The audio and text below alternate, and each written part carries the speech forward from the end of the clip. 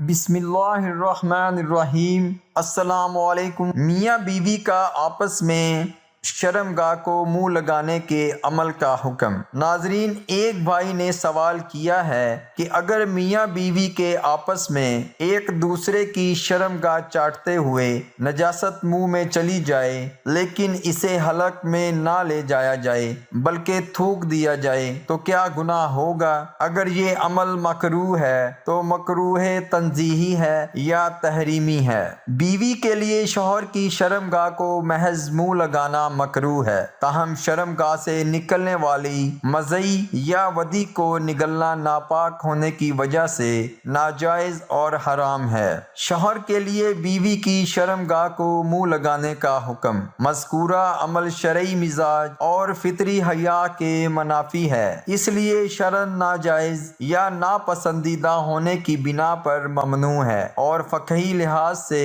مختلف صورتوں میں اس ممانعت کے درجات مختلف ہیں۔ اگر صرف ظاہری حصے میں مذکورہ عمل ہو اور منہ میں نجاست بالکل نہ جائے تو مکروہ تنزیہی ہے، اور داخلی حصے ایسے حصوں تک یہ عمل ہو جہاں ظاہری رطوبت ہو تو مکروہ تحریمی ناجائز ہے۔ یہ رطوبت حلق سے اندر اتار لی جائے یا حلق میں جانے کا غالب اندیشہ ہو تو حرام ہے۔ بے شک شرمگاہ کا ظاہری حصہ پاک ہے، لیکن یہ ضروری نہیں کہ ہر پاک چیز کو منہ لگایا جائے اور منہ میں لیا جائے اور چاٹا جائے۔ ناک کی رطوبت پاک ہے تو کیا ناک کے اندرونی حصے کو زبان لگانا، اس کی رطوبت کو منہ میں لینا پسندیدہ چیز ہو سکتی ہے؟ تو کیا اس کو چومنے کی اجازت ہوگی؟ نہیں، ہرگز نہیں۔ اسی طرح عورت کی شرمگاہ کو چومنے اور زبان لگانے کی اجازت نہیں، سخت مکروہ اور گناہ ہے۔ غور کیجئے، جس منہ سے پاک کلمہ پڑھا جاتا ہے، قرآن مجید کی تلاوت کی جاتی ہے، درود شریف پڑھا جاتا ہے، اس کو ایسے خسیس کام میں استعمال کرنے کو دل کیسے گوارا کر سکتا ہے؟ ہم بستری کتنے دن بعد کرنی چاہیے؟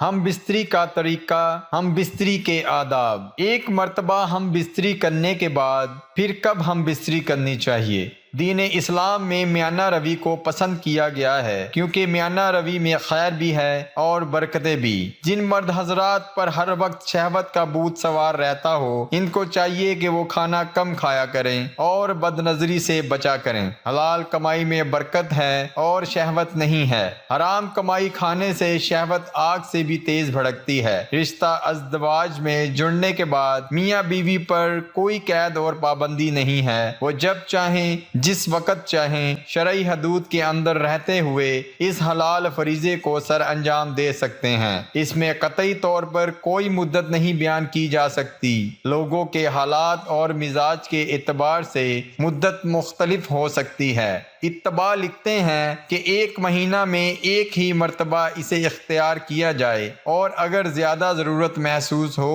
تو 2 مرتبہ، اور اگر اس پر بھی دلی اطمینان حاصل نہ ہو تو ہفتے میں 1 بار۔ ہفتے میں 1 مرتبہ ہم بستری کرنا کنیتاً حدیث بھی معلوم ہوتا ہے۔ مثلاً حدیث میں جمعہ کی شب میں ہم بستری کرنے کے غسل وغیرہ کر کے جمعے کی نماز پڑھنے کی ترغیب دی گئی ہے، تاکہ جمعہ کی نماز میں کہیں آتے جاتے نظر پڑ جائے تو طبیعت میں کسی قسم کی پراگدی پیدا نہ ہو، اور خواہش نفس سے اطمینان ہونے کے سبب نماز خطبہ میں دل جمی حاصل ہو۔ بہرحال اگر تقاضا اس سے بھی زیادہ ہو تو ہفتہ میں 2 مرتبہ اختیار کیا جائے۔ باقی ہر رات میں ایک ہی رات میں 1 سے زیادہ بار ہم بستری کرنا صحت کے لیے بہت ہی مضر ہے، بالخصوص آج کے دور میں جب کہ کبھی بالکل کمزور ہو گئے اور غذائیں خالص نہ ہونے کے سبب زیادہ ہم بستری کرنا انسان کی جوانی کو بہت جلد ختم کر دے گا، اس لیے کہ 1 مرتبہ ہم بستری کرنے سے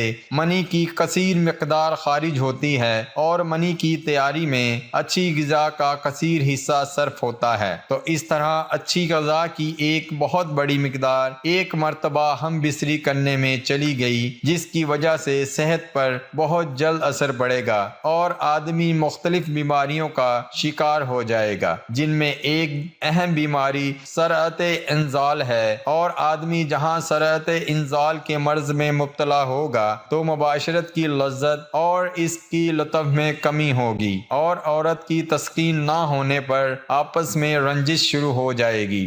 نیز کثرت انزال سے مادہ منوعہ کی کمزور اور پتلا ہوتا چلا جائے گا، جس کا اثر اولاد پر بھی پڑے گا، وہ کمزور اور ضعیف الخلقت ہوگی۔ نیز لمٹ سے زیادہ ہم بستری کرنے کا نقصان یہ ہے کہ عورت خواہش نفسانی نہ ہونے کی وجہ سے اس کو اپنے اوپر وبال سمجھے گی، اور یہ بھی تعلقات کے لیے مضر ہے۔ اور اس سے بھی بڑا نقصان ہے کہ عورت کو فطری طور پر باحیا اور خواہش نفسانی کو پورا کرنے کے معاملہ میں تھوڑے پر قناعت کرنے والی ہوتی ہے، اور ایک مرتبہ تسخین ہم بستری کرنا مہینے بھر کے لیے کافی ہو سکتا ہے، لیکن اگر اس کی شہوت کو چھیڑ چھاڑ کر کے ابھارا جائے اور اس کی طبیعت اس طرح شاہمانی ہو گئی اور ہمہ وقت اس کے دماغ میں یہی خیالات پکنے لگے، تو اس کے بعد شہوت کا بھوت اس پر سوار ہو جائے گا اور اسے اس کی عادت ہو جائے گی۔ نتیجہ یہ ہوگا کہ کچھ مدت کے بعد